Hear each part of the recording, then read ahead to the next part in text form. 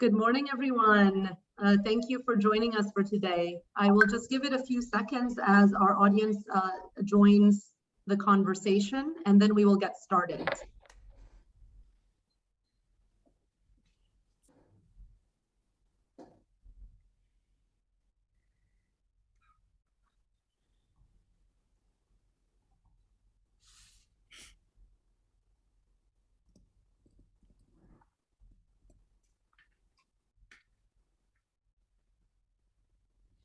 All right, good morning and good afternoon, everyone. My name is Rania Saadewi, and I am the Executive Director at the Pearl Initiative.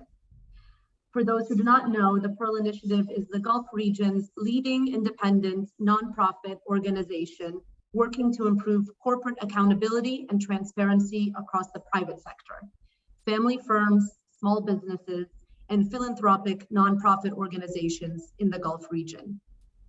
The panel discussion aims to highlight the importance of accountability from corporate leadership to progress women's advancement and ensure business sustainability. We are pleased and honored to be hosting today's webinar session in collaboration with NAMA, Women Advancement Establishment, a longtime partner and collaborator of the Pearl Initiatives in championing diversity in business leadership across the Gulf region, across the UAE, Saudi Arabia, Kuwait, Bahrain, Oman, and Qatar, by making the business case for why diversity in business leadership is important to the sustainability, growth, and scale of businesses. We do so by releasing data-driven research, hosting convenings like today, and facilitating workshops and trainings to promote diversity and inclusion across various different companies and departments. Together with NAMA since September 2021, we have been hosting a series of in-person and virtual sessions as part of our Women at Work series.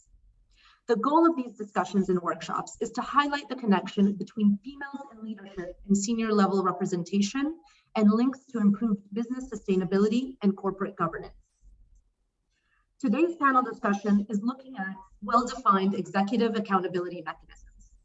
Such accountability mechanisms promote and monitor gender balance at the organization and individual levels, not only engaging leaders and managers, but also providing a vital incentive for change. Research has shown that while 76% of companies have articulated the business case for gender diversity in their companies, only 13% actually holds their people accountable for tangible results. Using performance management systems to establish clear accountability at all levels can help overcome gender balance barriers. Integrating targets such as hiring, development, promotion targets into the performance agreements of senior and middle managers is one way to enhance accountability and to promote gender equality. Setting up recognition systems can also be used to reinforce positive action in enhancing gender equality and women's advancement. Today's panel discussions features female experts who will present ways that their companies can make a start or improve accountability measures by putting in place KPIs to follow through on women's inclusion commitments. This discussion will focus on concrete examples and actions and explore how business leaders and companies implement policies to advance women at work and ways to also continue to enhance their effectiveness. Today's moderator for this session is Dr. Melissa Langworthy. Dr. Melissa is a feminist economist focusing on women, work, and entrepreneurship in the Gulf region. She has consulted with the American University of Beirut, the Kuwait Women's Union, the EU Policy Outreach Partnership, social enterprises in the Gulf region, such as ENV, and the Kuwait Foundation for the Advancement of Science.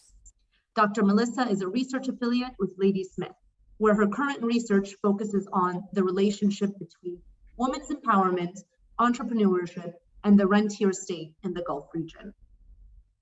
As in our webinars, we really encourage you, our audience and attendees, to be engaged in the conversation. So we welcome you to use the Q&A chat function and send in your comments, questions, thoughts to our panelists during the session. Many of these will be addressed throughout today's panel discussion, as well as through the dedicated Q&A session towards the end. And with that, I would like to welcome Dr. Melissa, who will introduce our esteemed panelists and kick off the discussion. Dr. Melissa, over to you. Thank you so much, Rania, and welcome everybody. And thank you to PI and the Pearl Initiative and NAMA for putting together this really important event. But I also want to personally say thank you for including a fabulous female panel. So, and on these topics in the region, just not having just having a female panel is just an amazing start. And thank you, Rania, for talking about what we plan to achieve today. It's obviously quite lofty goals that we have for this discussion, but luckily we do have an amazing panel to share to help guide us through questions of accountability and women's inclusion. So first we have Noha Henfi.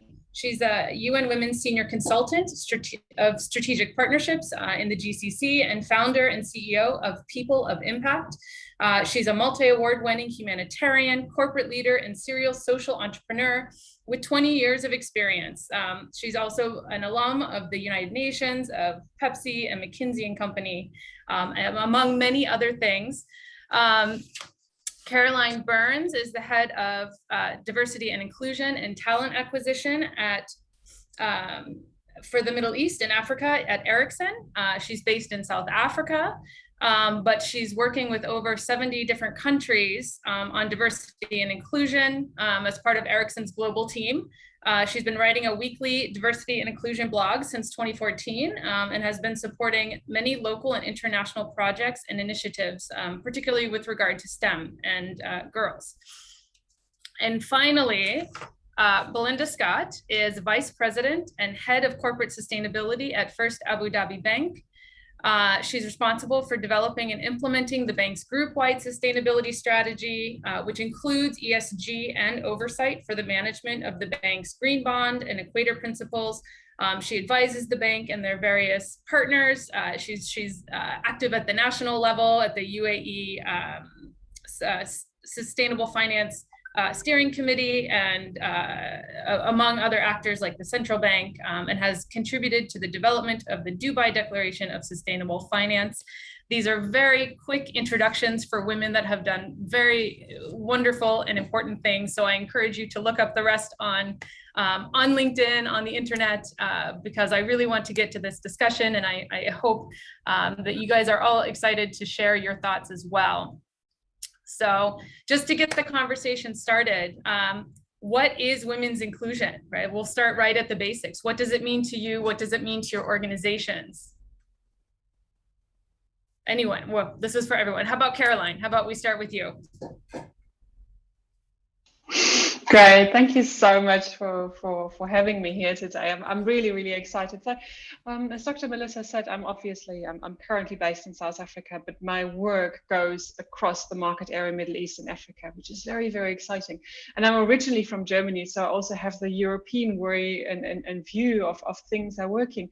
And what I can see in our market area is a huge challenge of bringing women into the companies, and then of course helping them to grow, right? So one of my focus areas, and this is why I love actually that I work both in diversity and inclusion and in talent acquisition, is that I can help that. But for me, this is absolutely important because we know how important diversity is for our companies, right? And I can tell you, working in a technology company, Ericsson is doing a lot, and we are a Swedish company, right? So diversity and inclusion is part of our DNA, just from a cultural perspective.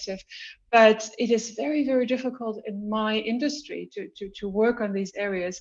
So yeah, very excited to be here today to share a little bit more later also what we've been doing, but also where we've struggled, and maybe that people can also learn a little bit on what we are trying to do now to improve things. No, that's excellent. It's great to point out that sector matters, right? In this question, Belinda, you work in the banking sector. What is women's inclusion and what does it mean in banking?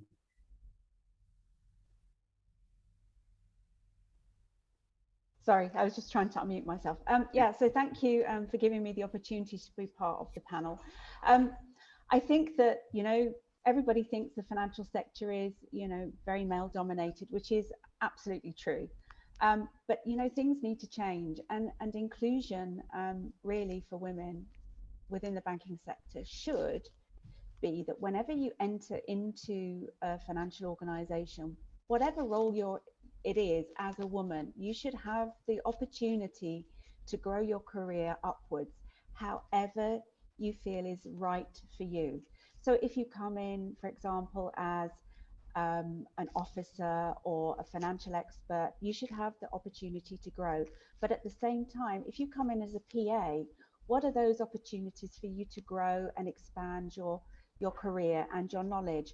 I started as a PA. I now have got a very different career path because I was given that opportunity. And that's what I see, is that we should, as employers, enable women to come in and have those same opportunities, and also to take the opportunity to step back if they need to because of family commitments or whatever it is, if they want to go away and study, but to pick up and then continue to grow. And I don't see that has been taken up as widely as it needs to be, and something that definitely needs more work, and beyond the financial sector, definitely. But I see that things are beginning to change, and also that women are questioning and challenging more. So let's hope that this is a start of a change for the better, for greater inclusion. Thank you. Wonderful. Noha, any insights to share?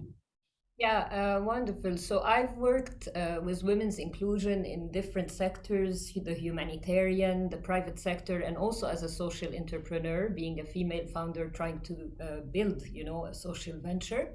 So I would say, to me, women's inclusion is really a universal human right.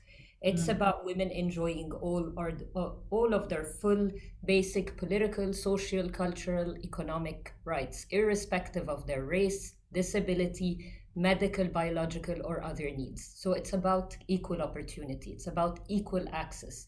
It's about eliminating any form of discrimination that stands along the way, whether in business or in other organizations.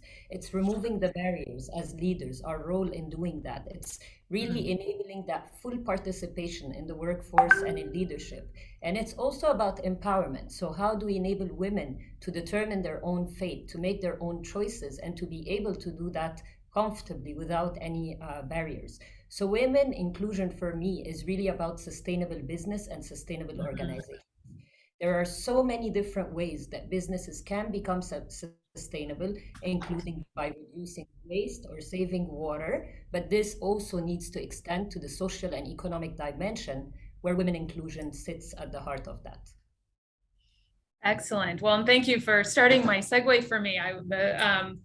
The field of business and business corporate governance itself has moved to where women's inclusion has there's been an evolution, right, into more sustainability, to ESG. And so how do these newer sustainability models account for gender? And how is it important that women's inclusion, how do they interact, right?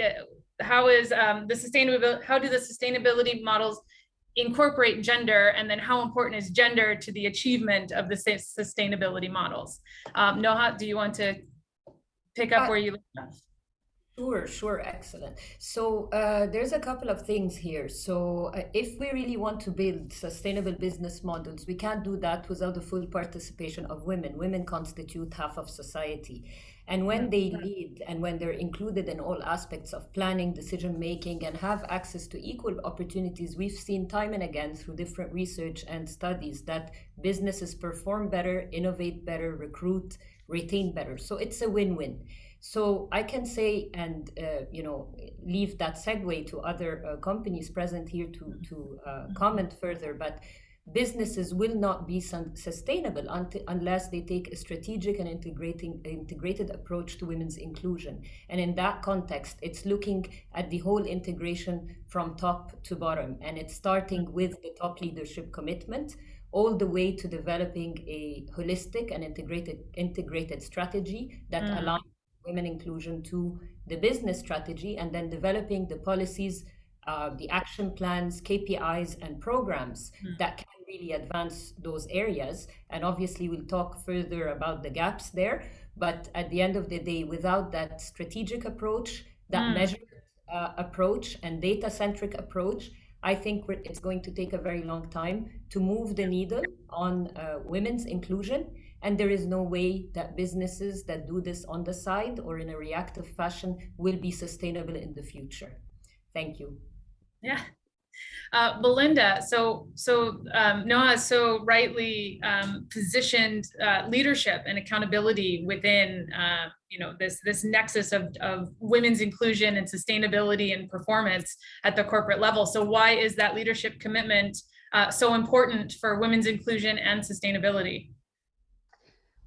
Well, at the end of the day, I think that we've got to the point where everybody understands that if you've got a diverse workforce with equal opportunities, or for women where they're taking up 50% of the workforce, that they're probably going to be better managed in terms of their risk and also their profitability. I mean, there's plenty of research out there that states this.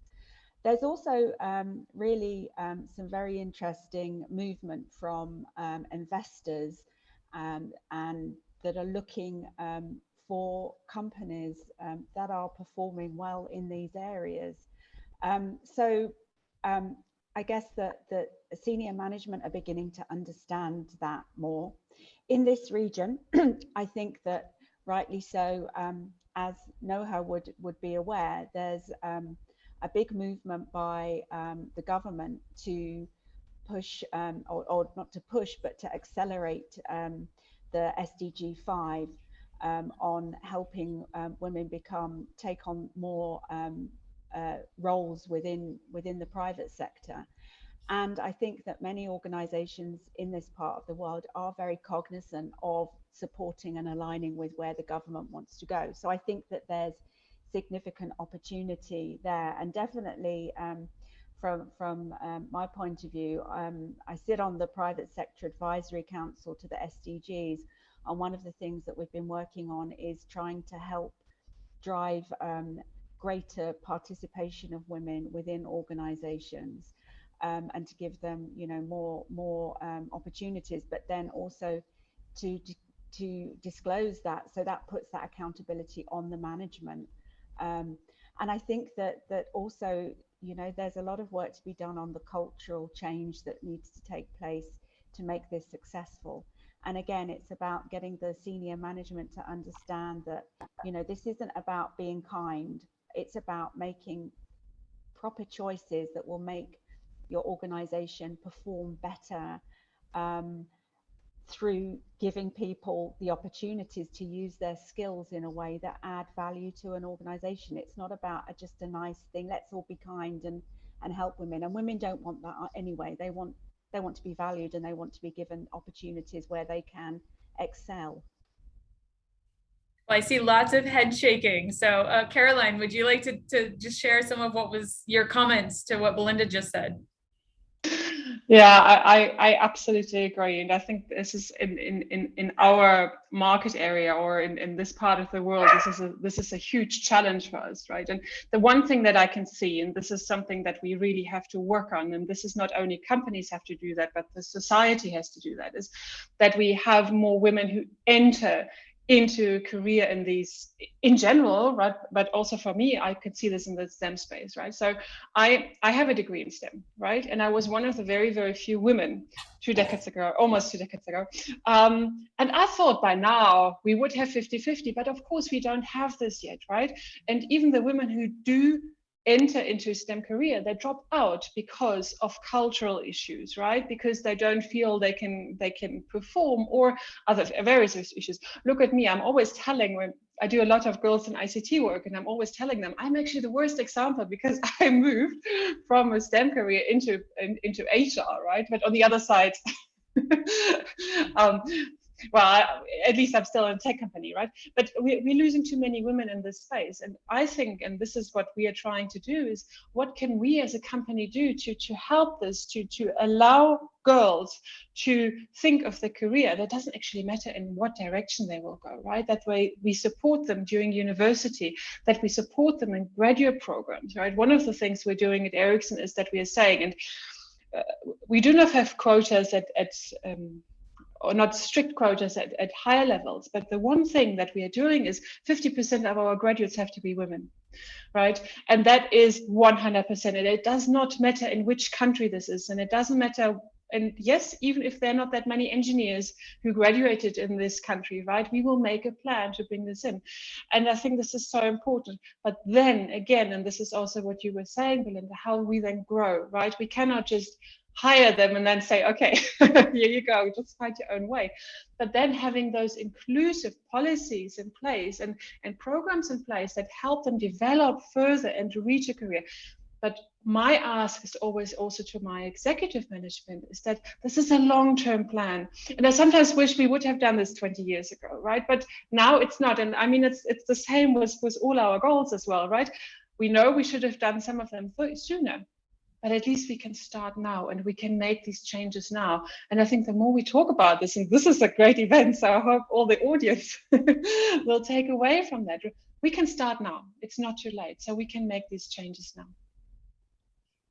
It's not too late, Noha. Any tips, any advice then? So it's not too late. It's important, right? We've spelled out some of the business case, but targeting in on leadership and inclusion and sustainability for a corporation, right? Can you segue us to really why it matters at the corporate level? Yes, absolutely. So as Belinda and Caroline mentioned several times, women's inclusion drives performance. It is a strategic business priority. It is an economic opportunity. If we look at the studies, McKinsey tells us that this economic gender parity will generate $28 trillion to the global economy, right, in a couple of years. So, if this is not clear yet, I don't know what will really build that business case. We need to switch the mindset from looking at women's inclusion as a social or moral issue. The women are already empowered. The pool of talent is there. Yes, in certain fields, it can be challenging to find that pipeline that can fit these leadership roles. But the reality, we know that it's better for business. We know that it enables us to attract better talent. We know that it enables us to deliver better innovation. We know that the business case is there. So now what we really need to do, we need to move from being gender sensitive to being gender responsive. And what I mean here, there are so many businesses around the world who have expressed their commitment to advancing women's inclusion and gender equality in the workplace. They have expressed the commitment of their leadership. They have developed the policies, but really, are we putting these policies into action? Are we having a two-way dialogue with the women who are in the workplace and the men to actually understand if these policies fit their needs? Are we mixing up equality and equity is another point, because women are starting out their journey already at a disadvantaged point. So we need to apply equity to these policies. It is not a one-size-fits-all for everyone. The second thing is we really need to eliminate unconscious bias. And as Belinda said earlier, culture is the biggest challenge in this whole dialogue and discourse. In the sense that, the biggest, I believe that even in my own experience, the reason women leave workplaces is not as a result of the lack of opportunities. Sometimes they're given the opportunities to rise to the senior level, but it's really about the cultural barriers, the unconscious bias that they experience in that rise and journey to leadership. So here we need to, as companies and businesses and organizations, really exert a lot of effort. And it's not just about doing that training. There are instances where organizations don't need to learn about unconscious bias, but they need maybe gender intelligence, bringing in men also to understand how to deal with the women, and the women to understand how to deal with the men and to support each other. So it's about really creating that inclusive environment and culture in companies, creating that enabling environment where everybody can succeed and thrive. It's about eliminating the discrimination in the hiring, promotion processes by, either having things like slating candidates for certain roles by gender, or eliminating names, having anonymous candidacy in CVs. All of these methods have been applied and have been successful. But what in conclusion to all of this, I think there's so many best practices out there, from policies to development programs, but I'm not really sure if they're being measured, and I'm not really sure if women and men have been consulted in their development, and that needs to change. Yes, the participatory element is entirely important to that. And I think one of the things that comes out from the small sample that we do have of these processes is that it's not ever just about gender, right? As much as we're hammering home the idea of women's inclusion, and it's a buzzword and it's been in the kind of the corporate consciousness for quite a while, especially with the rising of sustainability and ESG and these concepts becoming a little more integrated, right? It's not just about gender, it's about so many things. So Belinda, what is this intersectional approach? How does somebody make sense of all of the buzzwords and all of the things and turn it into something that is productive and actionable in their own organization? I think it's about going back to that, understanding what is really going on within your organization, because at the end of the day, an organization is actually a small community. And where intersectionality comes into play is when there's more than just one issue that is creating that lack of inclusion and inequality. So I think that there needs to be a lot of work done around understanding what the current status is within an organization, and going back to what you said before, is to talk to the employees to find out what they're experiencing, and out of that you'll work out so some of it may be about lack of opportunity for women, but it could be something else like there's issues on working hours, or it could be things that are completely separate from what anybody would think would be an issue. But it's trying to work out where it's not just one thing, but it crosses over with maybe just general career development for anybody. So it could be that within an organization, apart from maybe a group within that organization that are seen as high performers and therefore are developed, and the rest of everybody else is left pretty much to stick to whatever they have to do themselves, that then becomes an issue that also then would feed back into lack of diversity or opportunities for women. So I know that I keep saying the same thing, or I might be repeating myself, but it is about understanding what's going on with your own organization, because until you do that, you can't really then address changing culture or bring in all of these tools, because you're guessing or making assumptions. And I think that might be one of the things that has been lacking in some areas where that foundation work hasn't taken place. And you come in, you're excited, you've got all these ideas and everything, but actually do they address the real core issues within your organization, and where that intersectionality is becoming a problem as well. Wonderful. So Caroline, I know Ericsson has had some experience with this, or you've had some experience with there actually being a policy, but again, potentially the outcomes not flowing as freely as the strategy would have expected. So can you tell us more about that? I think we have learned a lot in the past years, right? And so has probably every company. But if you think like 3 years ago, 5 years ago, unconscious bias training was the thing, right? Everyone did it and it was a tick box. And people said, yay, we've done the training. Now there will be no more biases. And we've learned, and I think everybody else learned in the meantime, that at best they are entertaining, at worst they're actually confirming biases, right? So what we are doing now is that instead of doing unconscious bias training, we do not debias people, we debias processes. And this was exactly what we were talking about earlier, that we, for example, have opportunities or options to mask CVs, to mask gender, but also, and this goes into the whole, when we talk about intersectionality, is we might do recruitment in a country where tribes or clans or certain cultural backgrounds play a big role in recruitment, right? And in that case, you might have a manager who says, oh, this woman coming from there, she is so bossy, right? And they wouldn't look at them, right? So how can we do this in order to mask profiles like this, so we do not have anything like this, we still give them an opportunity to go forward, right? Because sometimes this is just a perception. And the one thing I can see, and that is probably a challenge very, very strongly in our market area, is that you live your values 8 hours, 10 hours at work, right? But then you have different reality outside work, right? So this could be that while you are working with I don't know, that while you work with women every day in your meetings with senior women, maybe you're not used to this in your own families, right? Maybe you have a different background.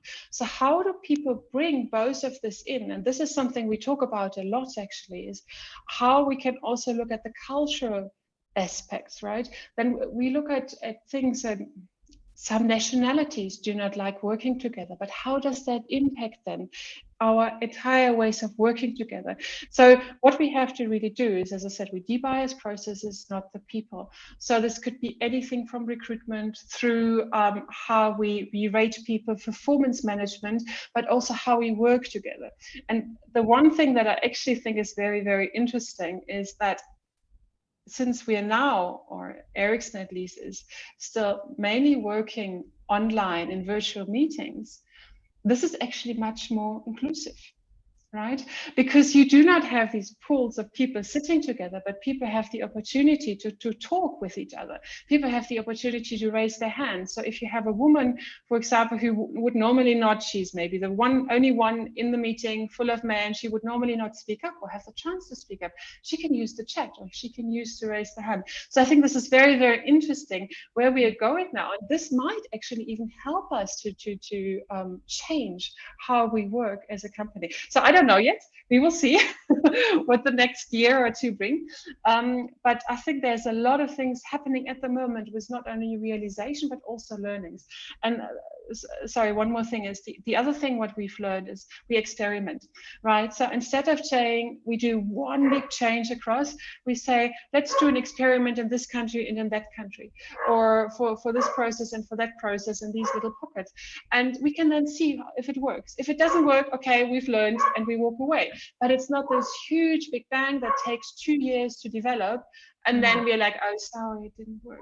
So that's one of those things. So experimenting is a big, big thing that is very, very interesting that I can definitely recommend trying. Oh, excellent. So piloting initiatives or strategies in small segments of the corporation. Well, that's excellent. And that's a great example to kind of move us forward. We've painted a big picture of why it's important, and SDGs, and, you know, any one company obviously can't achieve the SDGs, but there are tools, right? There are resources available, and know how do corporations get a handle on this? How do you start?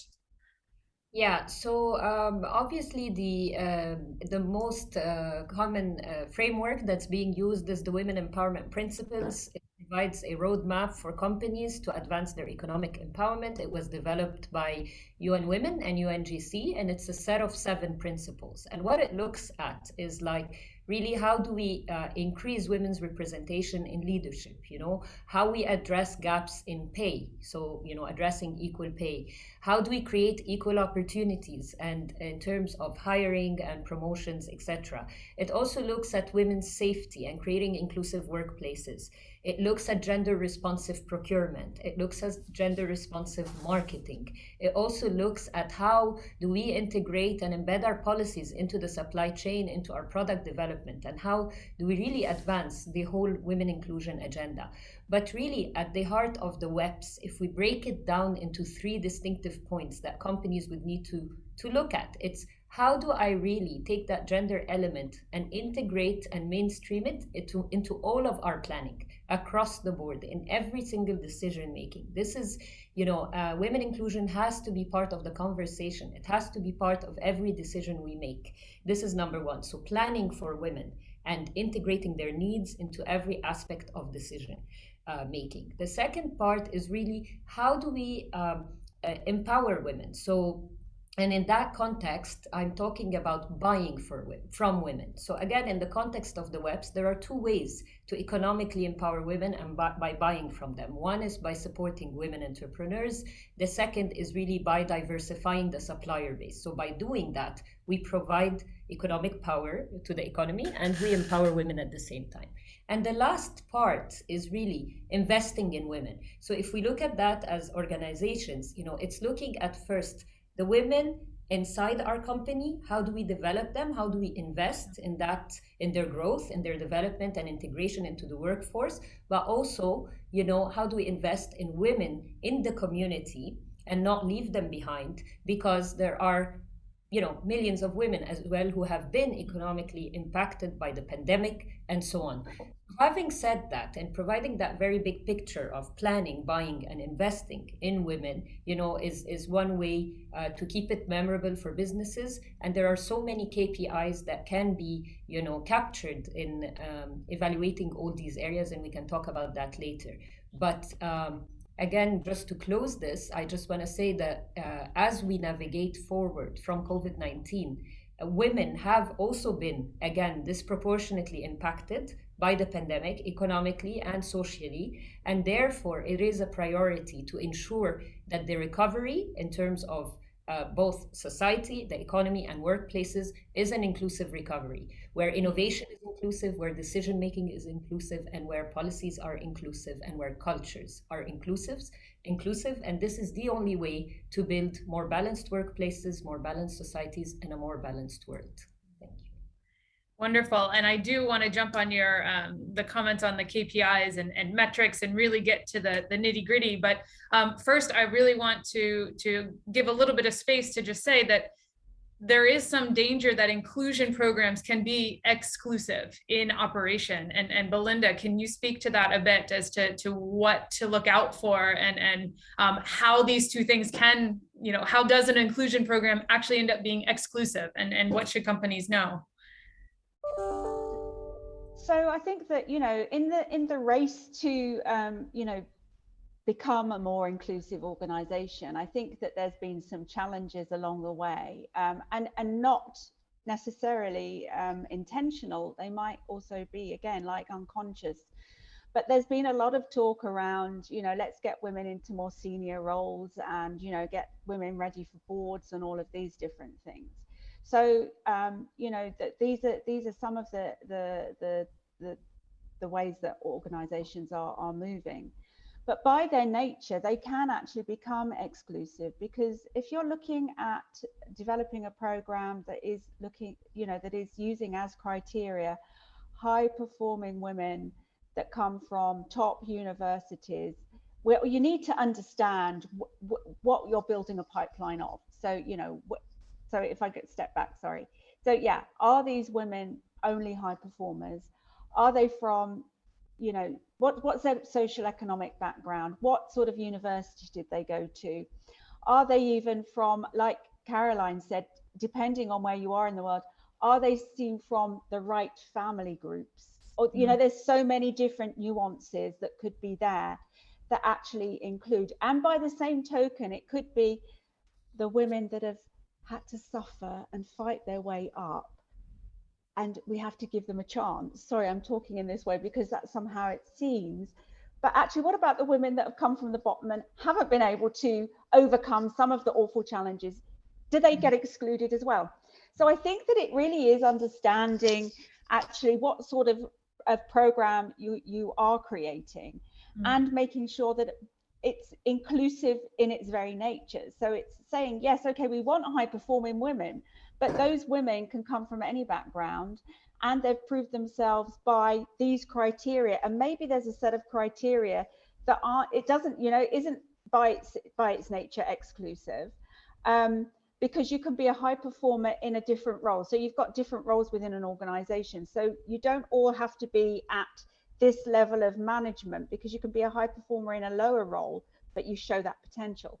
So I think that these are definitely things that need to look at. And also, I guess that, maybe using something like when you're looking at targets as well, if you're going to set targets and you say, well, we've got 30% of our women in senior management and everything, what does that actually mean? And, you know, are you using something like the ILO guidelines to sort of, to, you know, validate what that is? But then actually, you know, are you looking at age? There's so many things. We only want high performing women that are in this age, again, intersectionality, ageism, you know, from this background. So a minefield again.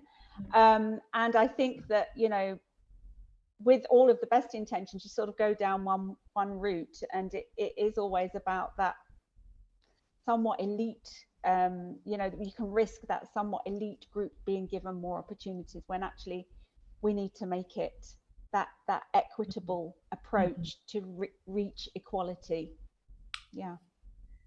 Wonderful. Well, it sounds like your appropriate data then in KPIs and the design of these approaches is really important, which harkens us back to the importance of leadership and accountability, right? So what should companies be doing then to maximize this process? What are the metrics? How do we visualize it? How do we implement it? Noah, if you start us off.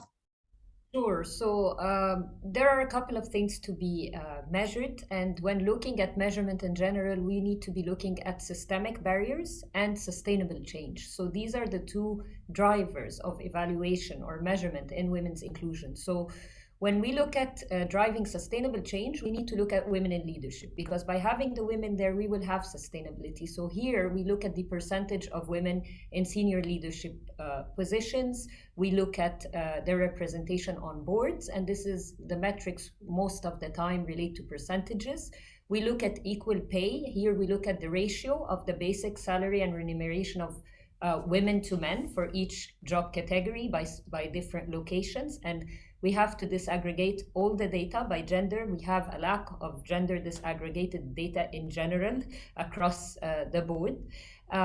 We need to, when we are evaluating equal opportunities, we need to look at the percentage of new hires who are women, the percentage of those promoted employees as well who are women, the retention rate of employees who took parental leave, for example, disaggregated again by gender. When we look at the safety of workplaces and how inclusive they are, we need to evaluate here, do we have, you know, these confidential, anonymous grievance mechanisms where people can report, you know, grievances? And is the process transparent? Is it confidential? Does it guarantee non-retaliation based after post-reporting? Another thing when it comes to looking at equal opportunity, it's also the percentage of women in traditionally underrepresented roles. So are we moving the needle on that as well?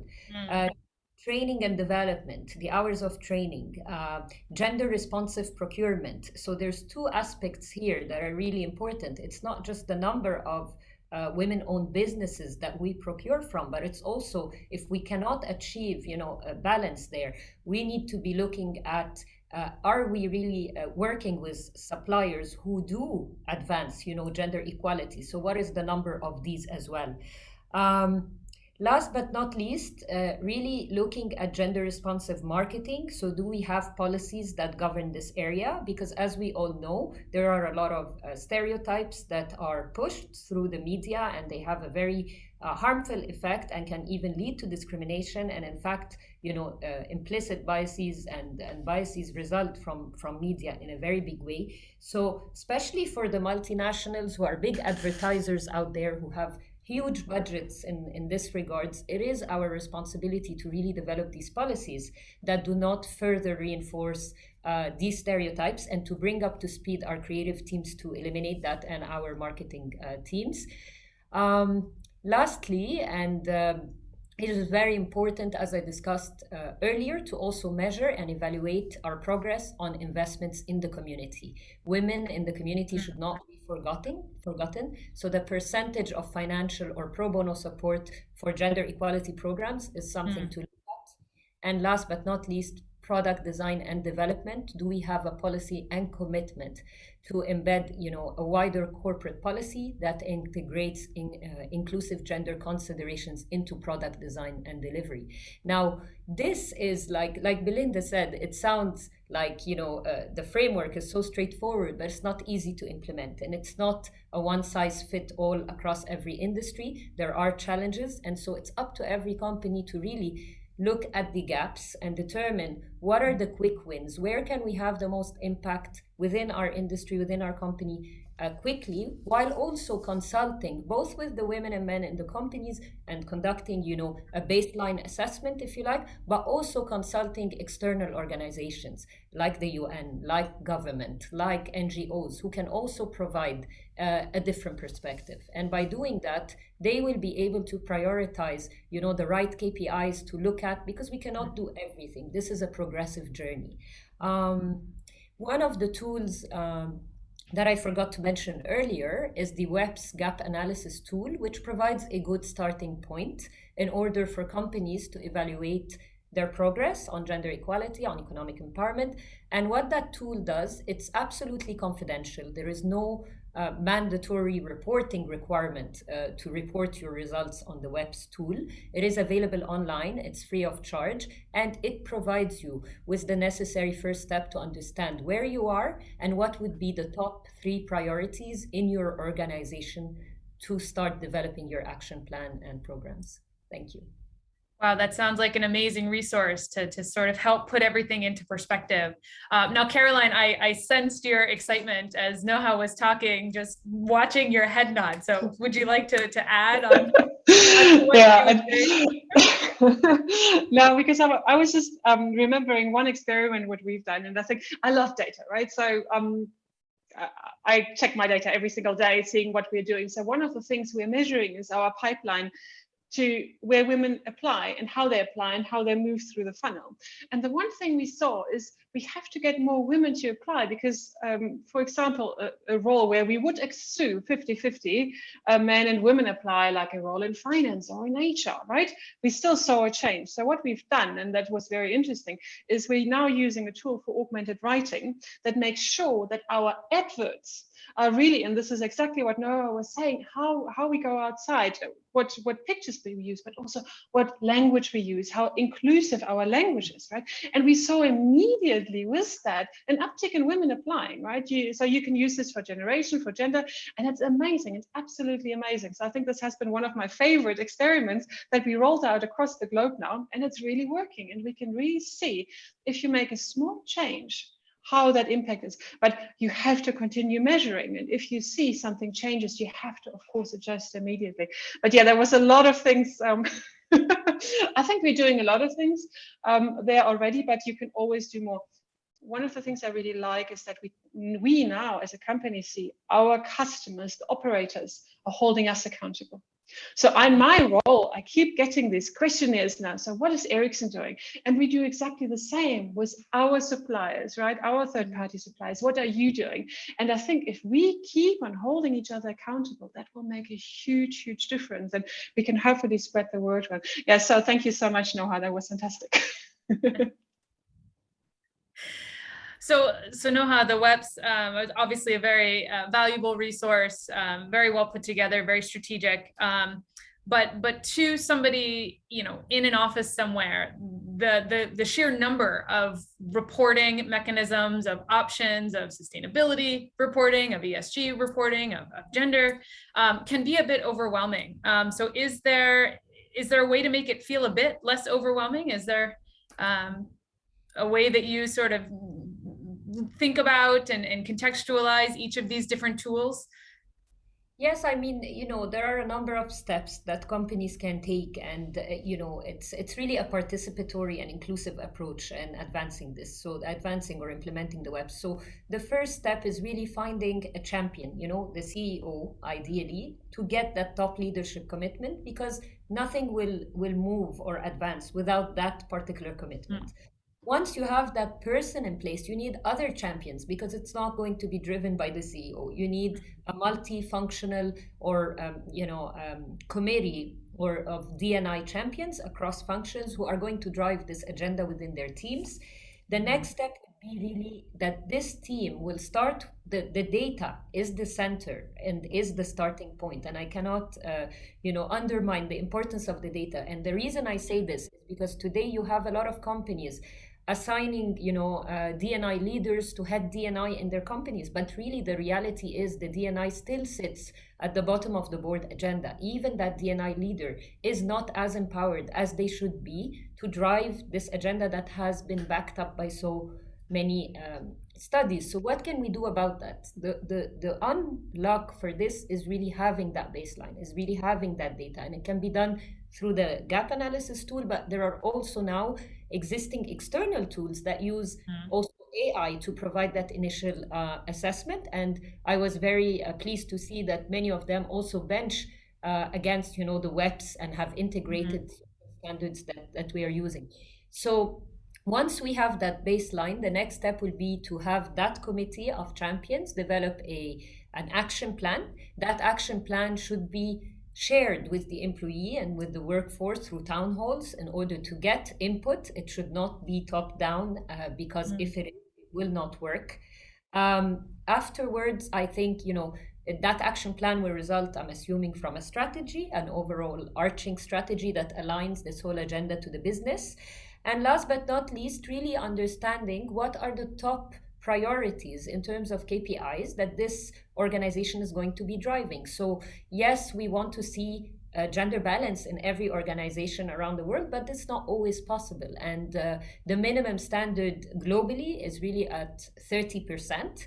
But we do understand as well that it can be also difficult for some organizations to reach the 30%. So having that realistic target in place that is achievable and smart is very important. And I think after that is really implementing these programs, measuring, refining continuously, and disclosure is critically important as well from an accountability standpoint. So a lot of companies worry to say, to communicate, for example, their overall commitment or goals to gender equality or KPIs they are trying to achieve in the fear of not being able to achieve these numbers. But the reality is, sustainability as a whole, including women's inclusion, is a progressive journey. It is better to show your stakeholders, whether they are customers, future employees, or current employees, NGOs, pressure groups that deal with your business, investors, that you are actively taking this agenda very seriously, actively working towards it. And as part of your disclosure annually, no matter how you do it, is to say why or why not you haven't reached these targets. Because I think companies have great intentions, but there's also that fear of negative reputation, negative PR, etc. But we need to move away from that, because the more we communicate as leaders in our industries, we also inspire other smaller companies in that industry to step up for gender equality and women's inclusion. And this is only when we do that disclosure and reporting, we show accountability, we show seriousness, it will result in better results for everyone. And it will gain us the reputation that we are thriving for and the results that we want. Thank you. No, that's such an important point. Thank you, Noha. And it leads me to one of the questions in the chat, and I apologize for the name, but Kamaldeen Benamir asked about for better reporting, right? If somebody is interested in reporting gender involvement and inclusion in sustainability reporting, what standards are there any standards that are recommended by any of you, or that you feel are a good baseline for someone starting out? So, I can sort of jump in here. I think that one of the things that we find within the bank is that we use the Global Reporting Initiative and the SASB reporting framework, I always get it muddled up. Sustainability Accounting Standards Board framework. And I think that for anybody that's starting off on this journey to build out their disclosure, they're probably both a good start, and also UN Global Compact also, because it would also be included in that. So you're going to have to report on your progress there. In addition to that, many investors actually and ratings agencies, if you're a listed company, will send you requests for information, and it often includes also information on data. but you don't have to be caught up on actually just only reporting against the requirements of those reporting frameworks. You can actually go much further. And I think that one of the challenges that organizations do face is in gathering that data, who owns it and where does it sit? And I think that you know, many organizations say, well, it's an HR issue. And Caroline, I'm sure that you rely on a lot of people within the organization to gather that data, and sometimes it can't just be something that is piled onto an already very busy HR function without thought about giving it the time and the ability to be able to look at and use that data in a meaningful way, because data by itself is meaningless unless you're actually using it to improve and to change and to understand. So I think that if you want to start reporting, any of the big frameworks, UN Global Compact, Progress, Communication on Progress, the GRI if you're reporting, or SASB, a great start. But you don't have to limit yourself there. You can go out and look at any of the things that are meaningful to you and say, well, actually, do you know what? One of the things that we really want to report about is our retention and our training and the success of that, and how it's and what's it doing as a result of that. You don't necessarily need a framework to do that. Just make a start and have a go and see how you get on. Wonderful. Well, I'm going to start drawing from the Q&A at this point, and please, if you have questions for the panelists, please insert your question there. So Noha, we have a comment on when you mentioned gender responsiveness, so referring to Noah's comments on gender responsiveness and Caroline's gender bias, what can we do differently to impact change and make it mandatory for women to become part of the corporate world and support to business-driven business? I hope I said that properly. So Noha, let's start with you. If I get the question clearly, is what can we do as individuals, and then as organizations? I think we've covered it extensively today, from what are the steps to really undertake in our organizations. But as individuals, it's really championing this agenda in our lives, in our organizations. So if your company has not started this journey, take it forward. Find a senior level champion.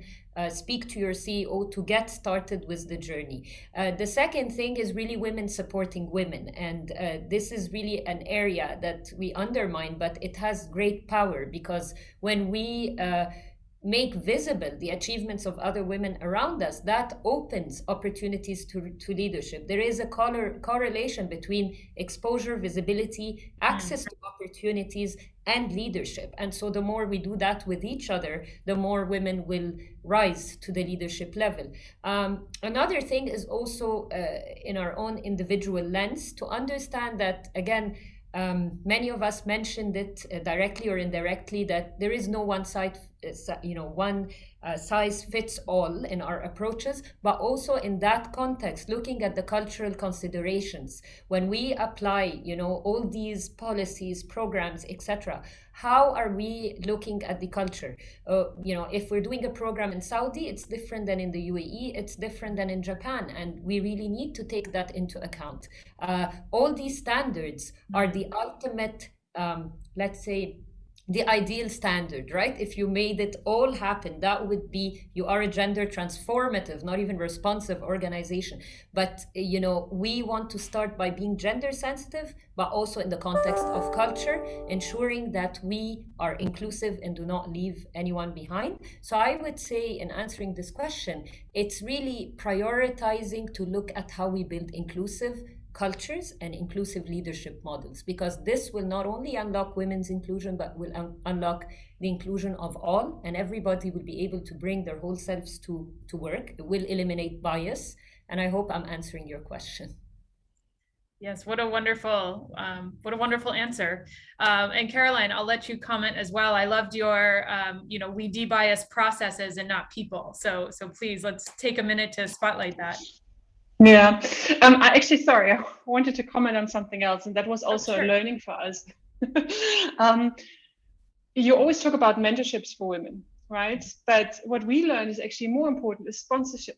Right, so the mentor is someone who's in the background and who tells you to do things, but the sponsor is someone who pushes you forward and brings you up in discussions, right? So this is exactly what Noah was talking about. And if we have these champions of sponsors on senior level to bring in who sponsor women, right, that can make such a big difference. So if anyone is looking at that and thinking about what can we do, and even if you're a small company, look at your mentorship and your sponsorship program. How are you fostering this across, and are you doing anything about this, right? So that is definitely my recommendation to make a change there. Wonderful. And one final question here from Maya to Belinda. So she's asking if you as a bank also look for diversity and inclusion in the community, drawing on what Noah's commented, and not just in the workforce. And her examples are near to my heart. So enhancing women's access to loans or facilitating, supporting them in their businesses. How do you kind of trickle out into the community with these strategies? I'm so glad you asked that question, Maya, because I'm working on something right at this minute. So it's so exciting. Let me tell you what's happened. So Central Bank have made a new consumer banking regulation. It's called consumer protection. And as a result of that, there's something that we're working on at the moment that has a long-term focus, and it's about inclusion of vulnerable and marginalized groups. And part of that is women. Because at the end of the day, you've got so many different aspects of women having access to finance. You've got women that are at the bottom of the pyramid.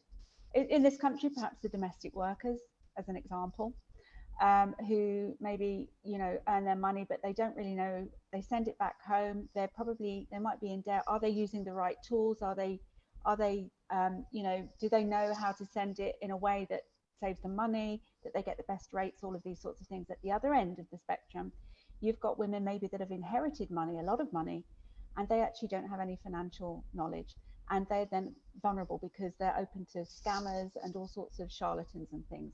And then you've got everybody and everything then in between. So one of the things that we're doing is it is a big inclusion program, and it won't just focus on women, but one of the key things is that we really do need to make sure that we bring women along on this within all of the different areas. And again, I go back to intersectionality, because one of the things we're also looking at, and it's key, is actually people with disabilities, or people of determination as they're called here, and how we're serving them, but also what percentage of those are women, within the country, and how do we make sure that there's so many nuanced areas that you can be physically disabled or intellectually disabled, or you might be vulnerable, but you might not necessarily be disabled. There's so many different things. So we're looking at this now because we see that it's actually so important. And one of the reasons why it's so important is that we know that women haven't got as much access to banking, and there's still some issues around, whether you're a married woman and you have to have your husband's permission to open a bank account, what are the regulations, and all of those different things. And it's also about supporting SMEs, women-owned SMEs, and how they get access to finance. Because at the end of the day, women with money tend to use their money to go back into their families, to grow and develop the next generation. And so, they also need to be able to learn how to manage their money effectively, and have access to good products that will help them meet the needs and their aspirations. So it is a key piece of what we're doing. And it's fundamental as a bank that we look after people, and we are an inclusive bank that will provide our services to everybody, but very importantly as women. So I'm glad that you asked me that, because it's something that I'm so passionate about. And actually, kudos to Central Bank for actually telling us that, you need to be looking at this. It's up to us then to explain how we're doing it. but it was just a way that I could get women into it. So, so I hope that I'm happy to have a further conversation at any point about it, because I could wax lyrical for ages. But yes. There are so many conversations to come, I think, and I'm noticing the time. So unfortunately, this conversation will have to come to a close. But I did want to give each of you a chance. Do you have a takeaway, just a quick 30-second soundbite to leave the audience members with? Sure. I mean, for me, I just want to say that policies, can be there, can exist, but they also have to be lived and role modeled. It's not enough to just have them. Again, the strategic integration and development and application of the WEPs needs to be backed up by a solid investment. It's not going to be realized without also financial backing. And I think my message to close this is strategic integration of women's inclusion is the way forward, and looking at this as a strategic opportunity. And in closing, for the women out there, the change will only happen if it starts from us. So rise up to also champion this agenda and support the women around us, because yes, WEF tells us 257 years, but we can make it happen if we join forces together much sooner, I hope, by championing this agenda in our organizations in a sustainable and measurable way. Thank you. Thank you, Noha. Caroline, your takeaways? Yes, so what I started with, I said it's not too late, right? And if you are sitting in an organization and you're battling with this, I can tell you can make a difference and you can make a change. But what is important is obviously that you start. But what I've also learned, and these discussions again show me how important it is that we talk to each other and learn from each other, right? And if you do not have these opportunities, maybe see if there are any peers from other companies you can talk to where you can learn from what you can change. And it helps if you just start little. If you just do a few things, you start little. And I mean, Noha gave us such a fantastic toolbox here. But if you just pick one of them and use this and see where it goes, you can make all the difference. So that's my takeaway for all of you. Thank you so much for having me today. Thank you, Caroline. And Belinda. So I'm going to echo a bit of both what Noha and Caroline have said. I think it starts with us. Women generally are much stronger than men, and I don't mean that to put in a derogatory way, but we have to balance so many things in our lives, and we tend to be extraordinarily resilient. So work out what it is that you want to do, and there's some amazing books out there you can go, because we know that sometimes we can be our own worst enemies. Don't ever assume that because you're doing something well that you're going to be recognized. You have to learn to speak up and promote yourself. That doesn't mean that you have to have a big ego. It's just be quietly confident of your abilities, but make sure that people are noticing, and you need a sponsor to do that. But go out, there's some books out there, Invisible Women, if you like data. We can learn so much about how things are skewed in another way. That might actually give you some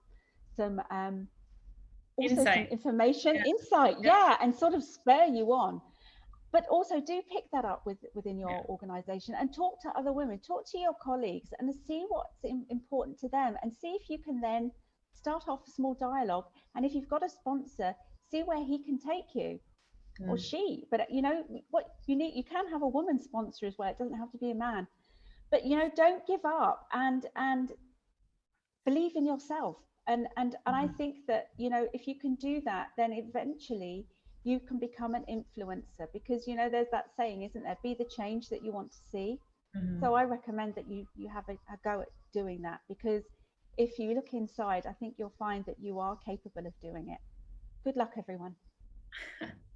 Well, what an inspirational sign off. Thank you so much to our three panelists. I think it's very notable that this topic that started out as corporations and accountability and leadership has so many ties to individual relationships and interactions. And so understanding there's always a first step to take, as Caroline said. And I thank our three panelists. I thank PI and NAMA, and certainly thank you to the audience for your wonderful questions and your attention. I'm going to send it to Rania now to sign us off, but thank you all. Thank you so much to our esteemed moderator, Dr. Melissa, and our esteemed panelists, Caroline, Noha, and Belinda. So many great insights, and as some of the comments are coming through, it was quite informative, insightful, and we could continue this conversation going forward. For all of our audience, I would encourage you to visit our website to find out about our upcoming workshops in person that will occur at Expo 2020 Dubai on November 16th, an HR workshop that delves a little bit deeper into some of the areas that we discussed today, as well as upcoming virtual webinars that will include topics including diversity on corporate boards and for Middle East and North Africa family businesses, as well as specific workshops and topics on the conscious and unconscious bias and ways to overcome this when developing accountability KPIs and implementing new measures into the system. And finally, last but certainly not least, and something that was touched on a lot, is female mentoring and talent. So how do we also work with women at senior and middle management levels, and companies can work on mentorship and talent in order to help break through that glass ceiling. So I want to thank you all again. Please don't hesitate to reach out to the Pearl Initiative on our website, email, social media channels. And certainly, I know there's a lot of questions here as well. We're happy to facilitate any connections to our esteemed speakers and moderators, should any of you require it. Thank you so much and have a wonderful day ahead. And please stay safe and healthy. Thank you. Bye, everyone.